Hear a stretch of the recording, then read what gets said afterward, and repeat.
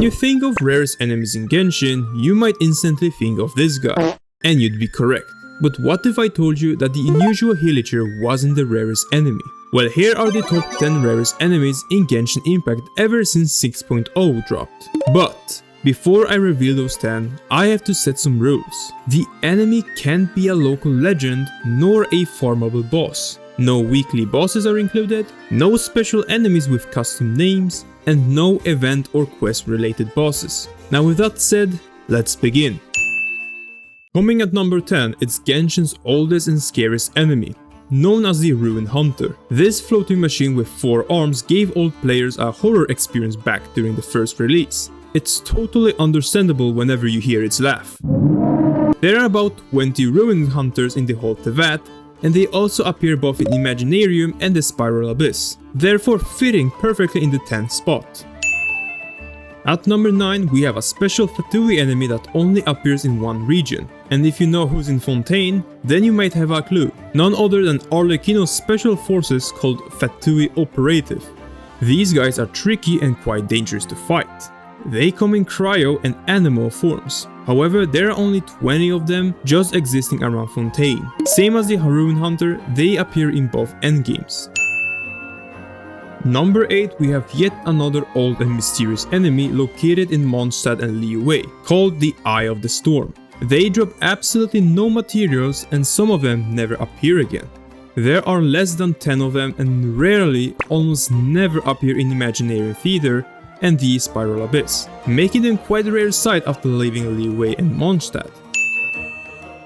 At number 7, we have a Hydro-resistant enemy that rarely spawns in the overworld. It's the Hydro Mimic. This enemy can spawn during the Oceanid boss and in Inazuma. They do not drop any materials, just like the Eye of the Storm, other than the experience. And sometimes these guys can one-shot your character if you're not careful enough. They can commonly be found in Imaginarium and very rarely in Spiral Abyss.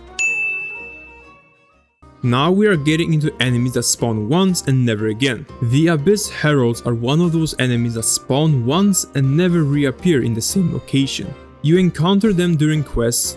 However, there are certain Abyss Heralds that have no business in doing in these places. They have an interesting loot pool upon defeating them, carrying 2 different materials, unlike the common enemies carrying only one.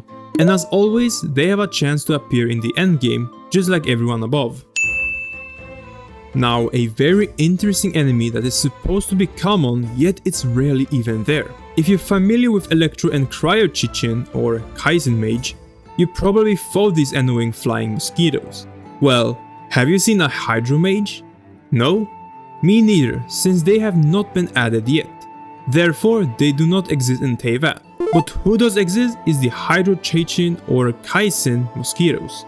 These guys spawn in 2 locations and give you nothing in return, except for Mora and experience, I guess. And they never appear in Abyss and Imaginarium alone. Very odd indeed.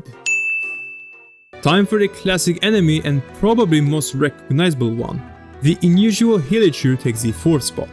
This Villager never appears outside Mondstadt and Liyue and can at max spawn 2 times a day, with a 12-hour cooldown.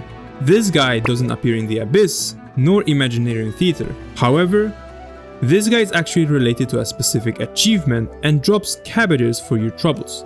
And now we are entering the top 3 rarest enemies that you might not even have heard of. Have you ever encountered an enemy without a level above its health bar? You probably would if you have explored Dragonspine. It's the defense mechanism, and this special enemy doesn't even appear in your archives. Just like the Abyss Heralds, these guys spawn once and never again, unless you do a repeatable quest that only one can spawn. Nevertheless, this enemy doesn't appear in Spiral nor Imaginarium, doesn't drop anything, and that's that. Mysterious machine that has no level, just like the spiders in Liyue. Now, you might be thinking that I'm breaking a rule here, because the next enemy has a health bar on top of your screen. However, this boss breaks the rules of a standard boss fight you encounter typically during farming. This enemy spawns in Dragonspine and doesn't reward you with a resin bloom or the resin reward chest. And if you free these frozen boars, suddenly the Great King Snowboar appears. I am not even kidding. This guy has only one spawnable location, and that's it.